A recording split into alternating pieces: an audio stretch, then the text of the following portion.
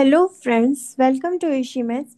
हमने last lecture में पढ़ा था characteristics of a ring and उसकी कुछ प्रॉपर्टीज देखी थी और हमने दो क्वेश्चंस भी किए थे। तो हम फिर से थोड़ी बहुत प्रॉपर्टीज देखते हैं कि प्रॉपर्टीज और कैरेक्टरिस्टिक्स ऑफ आर क्या होता है। कि अगर कोई फाइनाइट रिंग का characteristic that is characteristics of finite ring R is finite. Moreover जो कैरेक्टरिस्टिक्स होगा रिंग का वो रिंग की कार्डिनलिटी को डिवाइड करेगा। ठीक है, कैरेक्टरिस्टिक्स जो होगा रिंग का वो रिंग की कार्डिनलिटी को डिवाइड करेगा। Characteristics of an infinite ring need not be a zero. जैसे कि यहाँ देखो Z3X मेरा क्या है, इनफाइनाइट रिंग है विथ कैरेक्टरिस्टिक 3। अब हम देखते हैं कि अगर मेरा आर इंटीग्रल डोमेन है, फील्ड है, तो कैरेक्टरिस्टिक्स इसका या तो जीरो होगा या प्राइम होगा। कैरेक्टरिस्टिक्स अगर मेरा आर इंटीग्रल डोमेन या फील्ड है तो कैरेक्टरिस्टिक्स है तो जीरो होगा या प्राइम होगा। ठीक है, और अगर characteristics of a ring with one, कि अगर रिंग है और उसके पास वन है तो जो कैरेक्टरिस्टिक होगी वो उसकी एडिटिव ऑर्डर ऑफ वन पे डिपेंड करेगी। किस पे डिपेंड करेगी? एडिटिव ऑर्डर ऑफ वन पे। कि अगर वन का ऑर्डर इन्फिनिटी है तो कैरेक्टरिस्टिक्स क्या हो जाएगा? जीरो। और अगर ऑर्डर वन का एन है तो कैरेक्टरिस्टिक्स क्या हो जाएगा? एन हो जाएगा। हम प्रूफ देखते हैं स्टेटमेंट टू का। स्टेटमेंट टू क्या कहता है कि characteristics of an infinite ring need not be a zero. Proof of statement two, ये देखो कि इसका प्रूफ क्या होगा। हम एक रिंग लेते हैं, ठीक है, एक रिंग लेते हैं कैरेक्टरिस्टिक Z2X। इसका कैरेक्टरिस्टिक्स टू है, हम ऐसा क्लेम कर रहे हैं। चलो हम इसको प्रूव करते हैं कि इसका कैरेक्टरिस्टिक्स एक्चुअल में टू ही है। तो इसमें क्या होंगे? पॉलिनोमियल्स होंगे। Z2X किसका रिंग है? पॉलिनोमियल्स का रिंग है और जिसके एलिमेंट्स कहाँ से आ रहे हैं? Z2 से आ रहे हैं। तो A0 A1X plus AN XN इस टाइप से कोई पॉलिनोमियल होगा और जिसका एलिमेंट कहाँ से आ रहा है? Z2 से आ रहा है। Be an arbitrary polynomial. ठीक है, इसको हम 2 इंटू PX भी लिख सकते हैं। तो मतलब 2 इंटू PX लिखें तो इसे हम PX प्लस PX इस तरह से लिख सकते हैं। दो पॉलिनोमियल को हम ऐड करेंगे तो पॉलिनोमियल ही आएगा, तो हम ऐसा कर सकते हैं, है ना। तो ये क्या था मेरा? A0 A1X plus AN XN और secondary A0 plus A1X plus AN XN। फिर कांस्टेंट टर्म को कांस्टेंट से A1X को A1X से ऐसे ऐड करते जाओ तो क्या हो जाएगा? A0 plus A1 plus A1X plus AN plus AN XN। तो इसको हम क्या लिख सकते हैं? 2A0 plus 2A1X plus 2AN XN। और टू का वैल्यू क्या है? जीरो। Z2 में टू क्या है? जीरो है ना। तो इसे हम क्या लिखे? 2PX इक्वल टू जीरो, क्योंकि ये मेरा क्या आ गया था? जीरो आ गया। So 2PX equal to zero for all PX belongs to Z2X। यानी कि PX को हम टू टाइम से ऐड किए तो मेरी जो वैल्यू आई वो क्या आ गई? जीरो हो गई। तो 2PX क्या हो रहा है? Zero for all X belongs to Z2X। तो कैरेक्टरिस्टिक्स क्या हो गया? यानी कि पॉलिनोमियल को दो बार जोड़ने पर वो जीरो हो गया, तो कैरेक्टरिस्टिक्स भी क्या आ गया इसका? Z2X। सिमिलरली अगर तुम Z3 रखते तो थ्री टाइम्स पॉलिनोमियल को ऐड करते तो उसका कैरेक्टरिस्टिक्स क्या आ जाता? थ्री आ जाता, क्योंकि थ्री टाइम्स में वो हमेशा जीरो बन जाता, है ना। अब इसका प्रूफ देखो कि ऑर्डर ऑफ वन अगर इंफिनिटी हो तो क्या हो? If order of one equal to infinity तो कोई भी positive integer, any positive integer m such that m dot 1 equal to 0 imply ऐसा कोई पॉजिटिव इंटीजर है जिसको m को 1 से मल्टीप्लाई करे तो वो 0 हो जाए, कोई non m is not equal to 0। तो ऑर्डर ऑफ वन अगर इन्फिनिटी है तो ऐसा कोई m हमको नहीं मिल रहा है। तो इसका कैरेक्टरिस्टिक्स क्या हो गया, characteristics of r, characteristics of r equal to 0। ये स्टेटमेंट 4 का प्रूफ है, ठीक है, स्टेटमेंट 4। और इसी का 4 का 1 और ये 2। इसका प्रूफ देखो कि अगर ऑर्डर ऑफ वन मेरा n है यानी कि फाइनाइट है, तो हमें क्या प्रूफ करना है कि कैरेक्टरिस्टिक्स ऑफ r भी मेरा n होगा। ये हमारा क्लेम है। तो ऑर्डर ऑफ वन मेरा n है, तो n इंटू 1 करने पर 0 होगा। ग्रुप के ऑर्डर के भी एलिमेंट को ग्रुप के ऑर्डर तक मल्टीप्लाई करेंगे तो वो 0 देगा ना, उसकी आइडेंटिटी, उसकी एडिटिव आइडेंटिटी देगा। तो to show n dot x equal to 0 for all x belongs to R, let x belongs to R be arbitrary। हमने कोई arbitrary x ले लिया, ठीक। let, नहीं, तब हम क्या करते हैं कि कंसीडर n डॉट x। तो हम x को n टाइम लिख सकते, ऐड करेंगे x प्लस x कितने टाइम, n टाइम्स। अब हम इसमें से x कॉमन ले लें तो 1 + 1 + 1 हम ऐसे भी तो लिख सकते हैं, किसे, बाय लेफ्ट डिस्ट्रीब्यूटिव लॉ। तो हम x इंटू n डॉट 1 भी तो लिख सकते हैं, और n डॉट 1 क्या होगा, 0। तो x इंटू 0 इक्वल टू 0। तो n डॉट x मेरा क्या हो गया, 0। तो कैरेक्टरिस्टिक्स क्या हो गई x की, n, और x क्या है, for all x belongs to r। Ring में जितने भी x बिलोंग कर रहे हैं सबकी कैरेक्टरिस्टिक्स n से मल्टीप्लाई करने पर क्या हो जाती है, 0 हो जाती है। यानी कि n टाइम्स ऐड करने पर x क्या होता है, 0 होता है।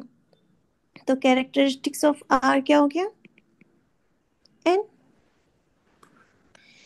अब एक प्रॉपर्टी होती है कम्यूटेटिव रिंग की,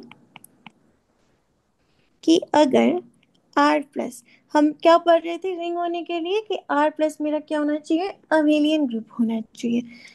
अब एक प्रॉपर्टी होती है रिंग की कि अगर मेरा R प्लस साइक्लिक ग्रुप हो जाए, कि R प्लस कैसा हो जाए, मेरा साइक्लिक ग्रुप हो जाए, और R मेरा कैसा है, फाइनाइट रिंग, कि R प्लस मेरा साइक्लिक है और R मेरा कोई फाइनाइट रिंग है, तो हम बिना देखे बोल सकते हैं कि जो रिंग बनी होगी वो मेरी कॉम्यूटेटिव रिंग होगी, ठीक है।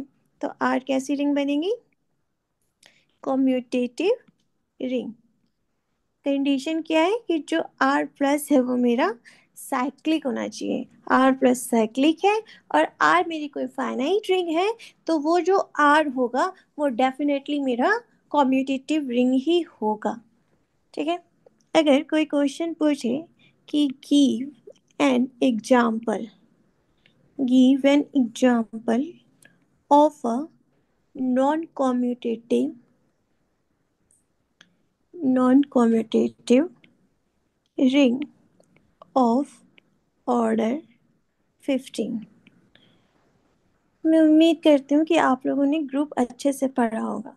अब बताओ कि ग्रुप थ्योरी में ऑर्डर 15 का कोई नॉन साइक्लिक ग्रुप मिलता है क्या। तो 15 को हम कैसे लिख सकते हैं, 3 × 5।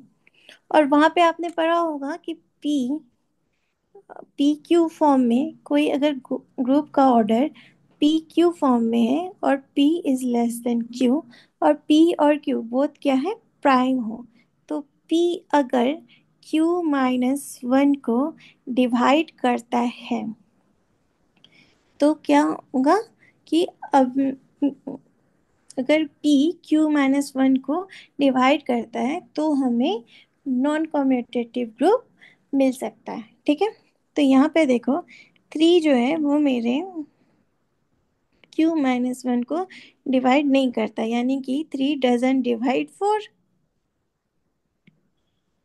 तो यहाँ से क्या हो गया, नो नॉन अबेलियन ग्रुप।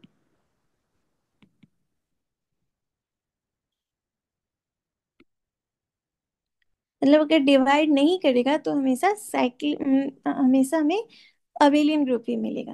तो P जो है Q माइनस वन को अगर डिवाइड करेगा तो हमें अबेलियन ग्रुप मिल सकता है, पर अगर डिवाइड नहीं करता है तो हमें अबेलियन ग्रुप नहीं, नॉन अबेलियन ग्रुप नहीं मिलेगा, है ना।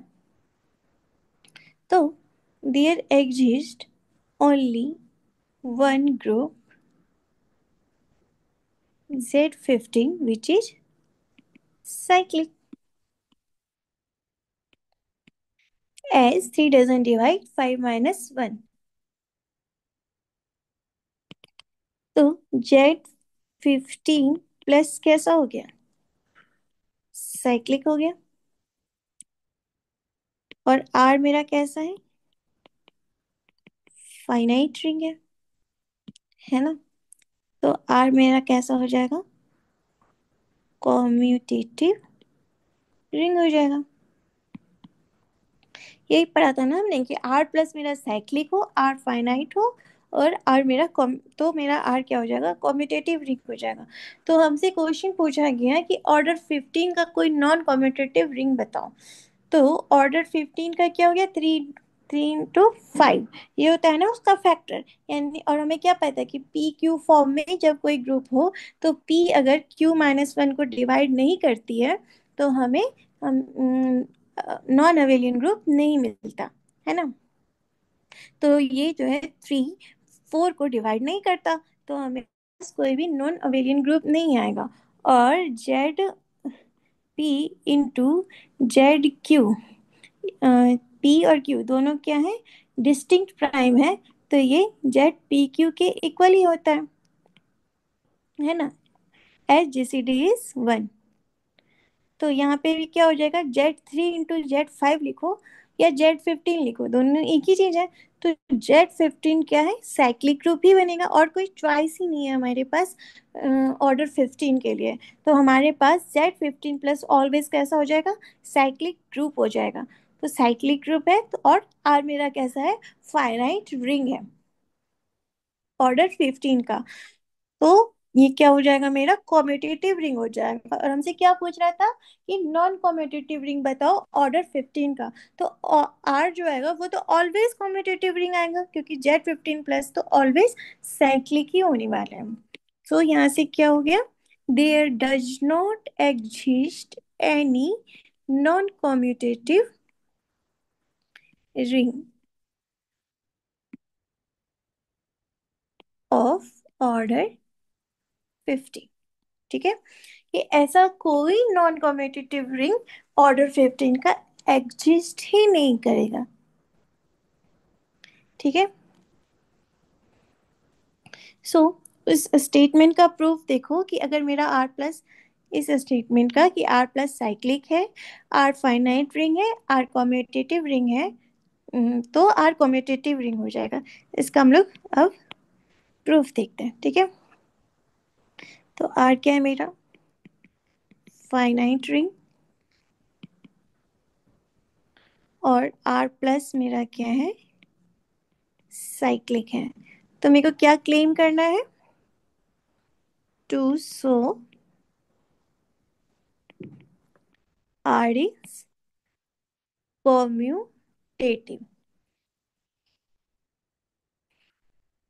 that is xy equal to yx for all xy belongs to R।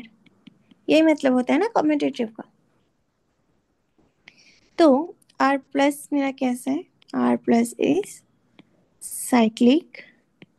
तो हम एक एलिमेंट, चूंकि आर प्लस क्या है, साइक्लिक है, और साइक्लिक का डेफिनेशन क्या होता है कि पूरा ग्रुप जो है किसी एक एलिमेंट से जनरेट हो रहा होगा, है ना। तो let A belongs to R, कि ए मेरे रिंग से बिलोंग कर रहा है और वो कैसा एलिमेंट है, जनरेटर है, ठीक है, जनरेटर। तो आर को जनरेट कर रहा होगा ये वाला ए। तो लेट एक्स वाई, यही डिफिनेशन होती है ना साइक्लिक की, X Y belongs to R, be arbitrary, then X equal to N A, definitely क्योंकि ए मेरा क्या है, जनरेटर है, और Y equal to M A.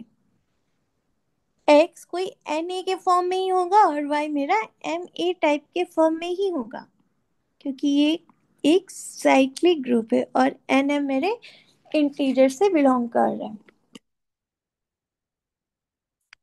तो कंसीडर एक्स वाई, अगर एक्स वाई को मल्टीप्लाई करें तो क्या होगा, n dot a m dot a. हमने प्रॉपर्टीज ऑफ रिंग रिंग की सेकेंड लेक्चर में पढ़ा था कि हम इसे एन डॉट एम और ए डॉट ए लिख सकते हैं, ठीक है।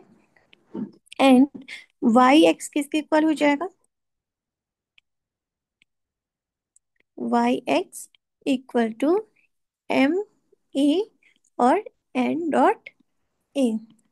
तो ये भी मेरा हो गया m dot n a dot ए।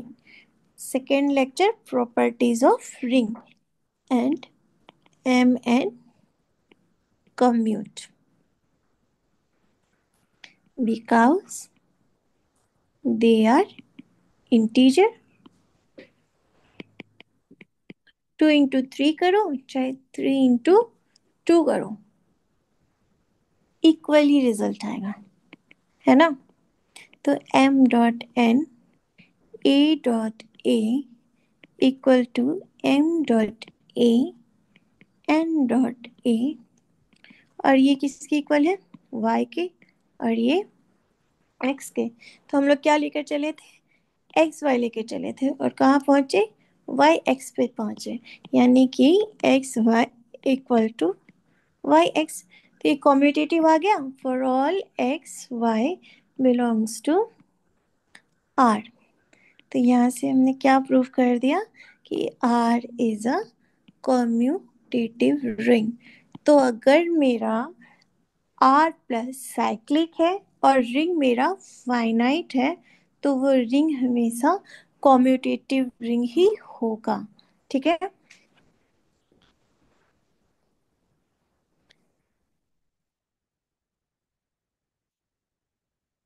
अब हम लोग देख नया टॉपिक स्टार्ट करेंगे अब, आइडियल्स, ठीक है। आइडियल्स, अच्छा चलिए आइडियल से पहले एक और टॉपिक हम लोग पहले पढ़ लेते हैं, सेंटर ऑफ रिंग, ठीक है। Centre of,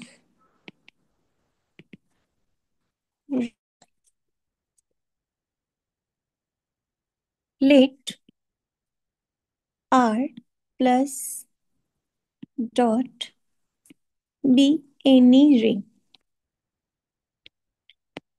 define C R. Centre of ring को किससे डिनोट करते हैं, सी आर से।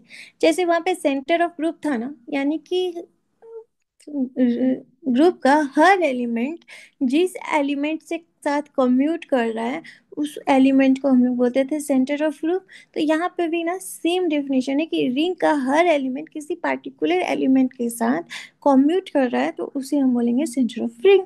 तो let R plus dot be an ring, define C R, वहाँ डिफाइन सी आर, वहाँ पे किससे, जेड से डिनोट करते थे ना सेंटर को, यहाँ पे सी आर से डिनोट कर रहे हैं, ठीक है। तो ये किसका नोटेशन है, सेंटर का। तो x belongs to r, a x equal to x a, for all a belongs to r। ये हर ए के लिए मेरे पास एक x होगा जो a x equal to x a, यानी कम्यूट करे। As zero belongs to centre of R always, तो जीरो से तो कोई भी एलिमेंट मल्टीप्लाई होगा तो वो जीरो हो जाएगा। इसीलिए सेंटर में हमेशा एटलीस्ट कुछ नहीं तो जीरो तो आएगा ही आएगा। तो हमारा जो सेंटर ऑफ आर है वो नॉन एम्प्टी होता है। Clearly centre of R is subring. आपको याद है सेंटर जो है वो ग्रुप में नॉर्मल सब ग्रुप बनाता था। तो यहाँ पे हम क्या कह रहे हैं कि सेंटर ऑफ आर हमेशा सब रिंग तो बनाएगा at least. Center of R is serving, known as center of ring। तो क्या है कि R प्लस डॉट मेरा कोई रिंग है और सेंटर ऑफ R यानी X कोई मेरा X R से बिलोंग कर रहा है, तो for all a belongs to R a x equal to x से हो जाए। यानी किसी X के लिए ग्रुप का हर एलिमेंट उस X से कम्यूट कर जाए तो वो एलिमेंट ओनली वो एक्स जो है वो मेरा एक्स सेंटर होगा उस रिंग का, ठीक है। और जीरो जीरो से तो अगर हर एलिमेंट को मल्टीप्लाई कराओगे तो क्या होगा, जीरो ही होने वाला है। तो सेंटर जो है वो कभी भी एम्प्टी नहीं होता, is not equal to empty, ठीक है। क्योंकि उसमें एटलीस्ट जीरो तो ऑलवेज प्रेजेंट रहेगा ही। और ये क्या होगा, सब रिंग भी बनाएगा, ठीक है। तो is known as centre of ring. Note लगाओ,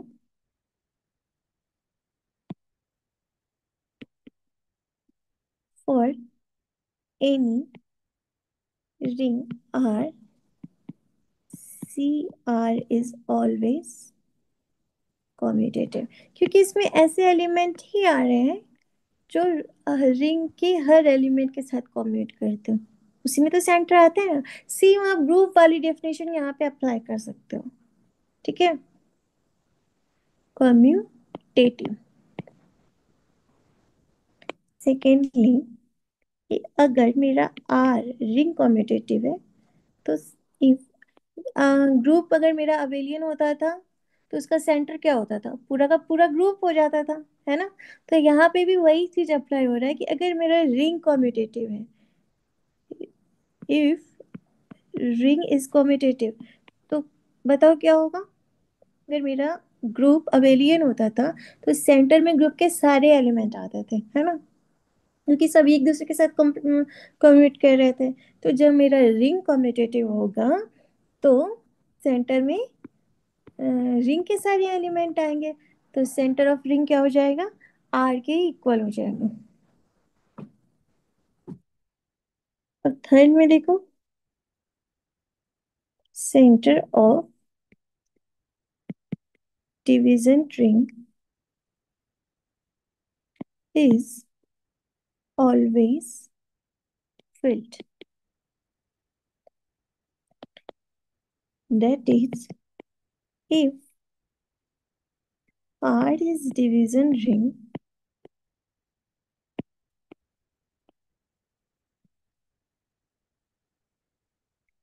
then center of R is filled। Division ring किसे कहते थे कि रिंग विथ यूनिटी और हर एलिमेंट का इनवर्स एग्जिस्ट करना चाहिए। और फिल्ड किसे कहते थे कि रिंग विथ यूनिटी के साथ एक प्रॉपर्टी ऐड होती थी कॉम्यूटेटिव, यानी कि एक commutative division ring is filled. तो हम जब डिवीजन रिंग का सेंटर लेंगे तो ऑब्वियसली कि वो सेंटर इसलिए वो कॉम्यूटेटिव है। तो अब मेरी जो प्रॉपर्टी थी कॉम्यूटेटिव वाली वो भी सेटिस्फाई हो गई, तो ये मेरा फिल्ड भी बनेगा। सेंटर सी आर हमेशा डिवीजन रिंग का फिल्ड बनेगा। देखो कैसे, लेट आर मेरा क्या है, डिवीजन रिंग। डिवीजन रिंग को स्क्यू फील्ड भी बोलते हैं, है ना। As one belongs to R imply one belongs to C R, imply C R is C R U. यहाँ तक तो क्लियर है। let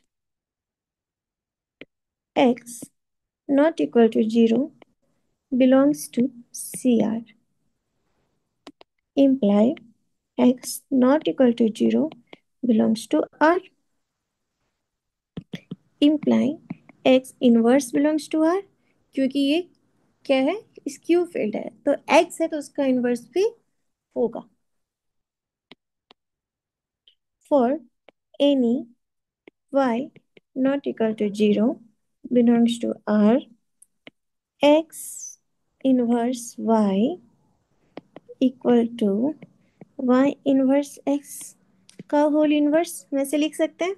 ये क्या होगा ओपन होने के बाद, इस टाइप ग्रुप में मैं इसको कैसे सू सॉक्स प्रॉपर्टी भी कह देते हैं ना इसको हम, क्योंकि ये उल्टा ओपन होता था. जैसे हम पहले सॉक्स पहनते हैं फिर शू पहनते हैं, लेकिन जब हम ओपन करते हैं तो क्या करते हैं, पहले शू ओपन करते हैं फिर सॉक्स ओपन करते हैं. तो वही है कि इसका उल्टा ओपन होगा, तो ये क्या होगा, एक्स इनवर्स और वाई इनवर्स का इनवर्स दैट इज वाई, तो x inverse y equal to x y inverse का inverse equal to y x inverse. तो ये क्या आया मेरा, x inverse dot zero equal to zero dot x inverse, imply x inverse y equal to y x inverse for all y belongs to R, imply x inverse belongs to CR, that is CR मेरा कैसा हो गया, filled. क्यों, क्योंकि हर element का inverse मिल रहा है और कॉम्यूटेटिव भी है, तो हर एलिमेंट का इनवर्स हो और वो कॉम्यूटेटिव भी हो जाए तो वो क्या बना देता है, फील्ड बना देता है. तो सी आर मेरा क्या हो गया, फील्ड. अब अब हम लोग नया टॉपिक स्टार्ट करेंगे, आइडियल्स. ठीक है, जैसे कि ग्रुप में हम लोग पढ़ते थे नॉर्मल सब ग्रुप, तो उसकी कुछ स्पेशल प्रॉपर्टीज होती थी नॉर्मल सब ग्रुप्स की, वैसे ही रिंग में होता है आइडियल्स. जैसे सब ग्रुप्स तो होते थे और नॉर्मल सबग्रुप होते थे, तो नॉर्मल को हम लोग ज्यादा प्रेफर करते थे. सिमिलरली रिंग में सब रिंग का उतना ज्यादा यूज नहीं है, लेकिन आइडियल्स का बहुत ज्यादा यूज है. तो हम लोग नया टॉपिक स्टार्ट करने वाले हैं, आइडियल्स. और इसको आप लोग इन सेंस ऑफ नॉर्मल सब ग्रुप समझ सकते हो, समझने के लिए, नॉट एग्जैक्टली बट एक तरह से कह सकते हैं. ठीक है, तो इसमें होता है लेफ्ट आइडियल. हम लोग लेफ्ट आइडियल राइट आइडियल सिर्फ डेफिनेशन के लिए देख लेते हैं, मेनली यूज हमारा आइडियल्स का, जो लेफ्ट आइडियल भी हो राइट आइडियल भी हो, दैट इज आइडियल हो. Okay, linked R plus dot be any ring, linked S is subset of R. R plus dot मेरा रिंग है और एस सबसेट ऑफ आर है, और एस मेरा क्या है, नॉन एम्प्टी है. ऑब्वियसली मैं कुछ प्रूव करना है तो नॉन एम्प्टी तो होना ही चाहिए. Ideal of R if following condition are satisfied, following condition are satisfied.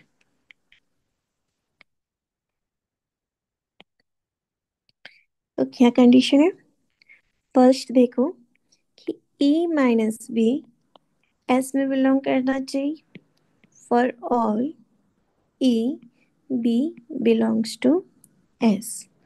और सेकेंड कंडीशन क्या है कि आर ए मेरा एस में बिलोंग करना चाहिए for all r belongs to R a belongs to S, and it is denoted by S है। और जो नॉर्मल सब ग्रुप का सिंबल था ना, यहाँ पर आइडियल का वही सिंबल है। ठीक है। तो क्या होना चाहिए कि ए बी कोई दो एलिमेंट हम एस से उठाते हैं। एस क्या है? Subset of R. एस से उठाते हैं तो ए माइनस बी उनका डिफरेंस एस में बिलोंग करना चाहिए। और आर यानी कि कोई एलिमेंट हम रिंग से लेते हैं और ए मेरा एस से है, तो आर इंटू ए यानी आर को हम लेफ्ट साइड से मल्टीप्लाई करवा रहे हैं। आर को हम लेफ्ट साइड से मल्टीप्लाई कर रहे हैं, इसीलिए इसका नाम लेफ्ट आइडियल है। तो आर ए मेरा एस में बिलोंग करना चाहिए, और इसको हम इस तरह से डिनोट करते हैं। Similarly right ideal.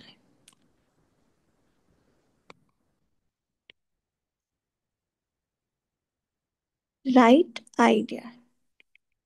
ठीक है। तो यहाँ पे भी वही कंडीशन होगा, क्या कि A minus B belongs to S for all A B belongs to S. And second, इसमें लेफ्ट आइडियल नाम था क्योंकि आर हम लेफ्ट साइड से करवा रहे थे मल्टीप्लाई। अब क्या है? राइट आइडियल, तो हम आर को राइट साइड से मल्टीप्लाई करेंगे, यानी कि r a belongs to S for all r belongs to R a belongs to S and it is denoted by S R, क्योंकि ये लेफ्ट साइड और ये right side. S is left right ideal of R. ठीक है। अब हम अपने main definition पे आते हैं, जो काफी इम्पोर्टेंट है। आइडियल। ठीक है। Ideal S is subset of R. S is non empty, is ideal of R if and only if S is left as well as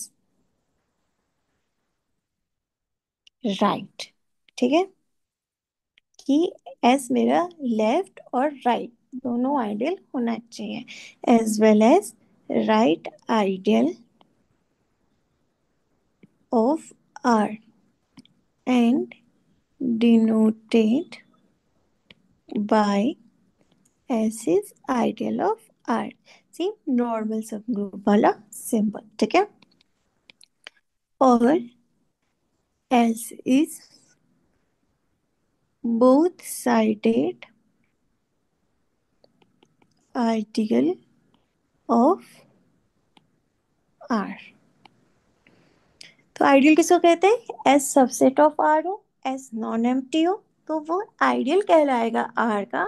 if and only if S left ideal भी हो और right ideal भी हो। और denote करते हैं, और S, या फिर दूसरा डेफिनेशन क्या कह सकते हैं कि S is both sided ideal of R. आज के लिए बस इतना ही करते हैं, कल कुछ एग्जाम्पल्स देखेंगे इसके। मेरे से जुड़े रहने के लिए बहुत बहुत धन्यवाद, और अगर किसी को कोई डाउट हो तो वो कमेंट सेक्शन में पूछ सकता है। Thank you.